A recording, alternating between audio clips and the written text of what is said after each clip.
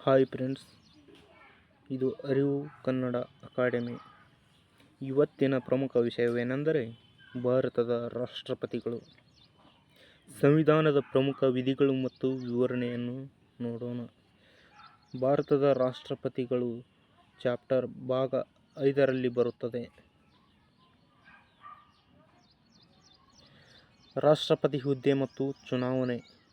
ಸಂವಿಧಾನದ 52ರಿಂದ 55ನೇ ವಿಧಿಯವರೆಗೆ ಇದನ್ನು ತಿಳಿಸುತ್ತವೆ. ನೇಮಕಾತಿ ಮತ್ತು ಚುನಾವಣಾಂಗಣ. ವಿಧಿ 52 ಭಾರತಕ್ಕೊಬ್ಬರು ರಾಷ್ಟ್ರಪತಿಗಳಿರಬೇಕು. ಅವರ ದೇಶದ ಮೊದಲ ಪ್ರಜೆ ಮತ್ತು ಕಾರ್ಯಾಂಗದ ಮುಖ್ಯಸ್ಥರು. ವಿಧಿ 54 ರಾಷ್ಟ್ರಪತಿಗಳ ಚುನಾವಣೆ. ಎಲೆಕ್ಟೋರಲ್ ಕಾಲೇಜ್ ಇವರು ಪರೋಕ್ಷವಾಗಿ ಚುನಾವಣೆಯಾಗುತ್ತಾರೆ. ಇದರಲ್ಲಿ ಸಂಸತ್ತಿನ ಉಭಯ ಸದನಗಳ ಚುನಾಯಿತ ಸದಸ್ಯರು ಮತ್ತು ರಾಜ್ಯ ವಿಧಾನಸಭೆಗಳ ಚುನಾಯಿತ ಸದಸ್ಯರು ಭಾಗವಹಿಸುತ್ತಾರೆ. ಇದರಲ್ಲಿ ಯಾವುದೇ ಕಾರಣಕ್ಕೂ ಚುನಾವಣೆಯಿಂದ ನೇಮಕ ಮಾಡಿದ ಹೊರತು ಬೇರೆಯವರು ಮತ ಚಲಾಯಿಸಲು ಬರುವುದಿಲ್ಲ. ಉದಾಹರಣೆಗೆ, ರಾಷ್ಟ್ರಪತಿಗಳಿಂದ ನಾಮಕರಣವಾದಂಥವರು ಇದರಲ್ಲಿ ಚುನಾವಣೆಯಲ್ಲಿ ಮತ ಹಾಕುವುದಕ್ಕೆ ಬರುವುದಿಲ್ಲ. ಚುನಾವಣಾ ವಿಧಾನ. ವಿಧಿ 55 ರಾಷ್ಟ್ರಪತಿಗಳ ಚುನಾವಣೆಯು ಏಕಮಾತ್ರ ವರ್ಗಾವಣೆಯ ಮತದಾನ ಪದ್ಧತಿಯ ಮೂಲಕ ನಡೆಯುತ್ತದೆ. Single transferable vote. ಇದು ಪ್ರಮಾಣಾನುಗುಣ ಪ್ರಾತಿನಿಧ್ಯದ ತತ್ವದ ಮೇಲೆ ಆಧಾರಿತವಾಗಿದೆ.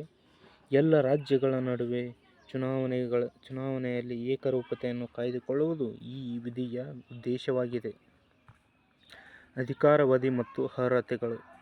ವಿಧಿ 56 ಅಧಿಕಾರಾವಧಿಯ ಬಗ್ಗೆ ತಿಳಿಸುತ್ತದೆ. ವಿಧಿ 58 ಅರ್ಹತೆಗಳ ಬಗ್ಗೆ ತಿಳಿಸುತ್ತದೆ.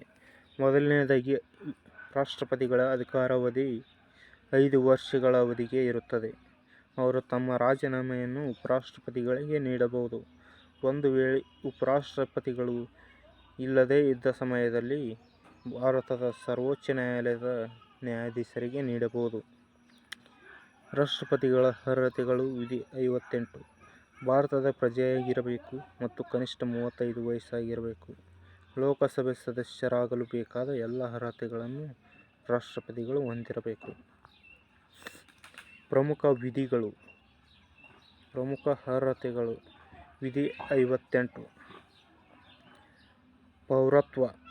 ಕಡ್ಡಾಯವಾಗಿ ಭಾರತದ ರಾಷ್ಟ್ರಪತಿಗಳಾಗಲು ಬಯಸುವವರು ಭಾರತದ ಪ್ರಜೆಯಾಗಿರಬೇಕು.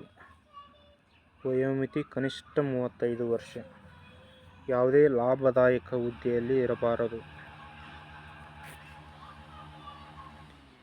ವೇತನ ಮತ್ತು ಸೌಲಭ್ಯಗಳು. ವಿಧಿ 59 ತಿಳಿಸುತ್ತದೆ. ಮಾಸಿಕ ವೇತನ. ರಾಷ್ಟ್ರಪತಿಗಳ ವೇತನವು ಪ್ರತಿ ತಿಂಗಳು 5 ಲಕ್ಷ ರೂಪಾಯಿಗಳಿರುತ್ತದೆ. ಇದರ ಜೊತೆಗೆ ಉಚಿತ ವಸತಿ ಮತ್ತು ಇತರ ಭತ್ಯೆಗಳನ್ನು ಪಡೆಯುತ್ತಾರೆ. ಪ್ರಮಾಣ ವಚನ.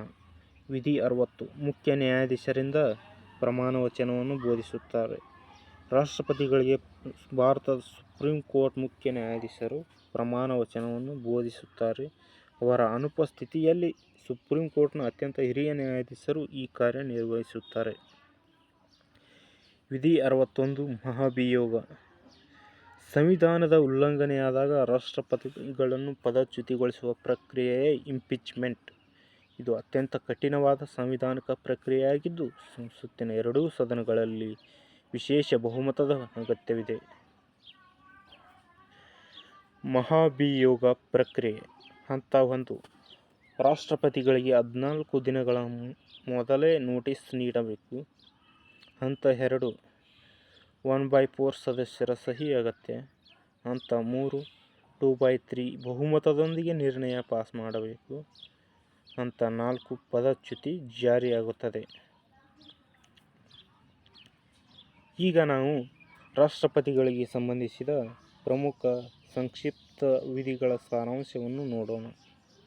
ಮೊದಲನೆಯದಾಗಿ ವಿಧಿ 52 ರಾಷ್ಟ್ರಪತಿಯ ಹುದ್ದೆಯ ಸೃಷ್ಟಿ. ವಿಧಿ 54 ರಾಷ್ಟ್ರಪತಿಗಳ ಚುನಾವಣಾ ಕಾಲೇಜು.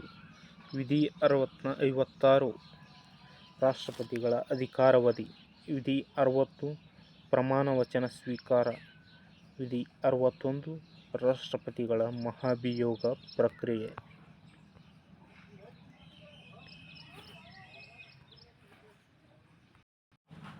ಮತ್ತೆ ಮುಂದಿನ ತರಗತಿಯಲ್ಲಿ ಸಿಗೋಣ. ಧನ್ಯವಾದಗಳು ಸ್ನೇಹಿತರೆ.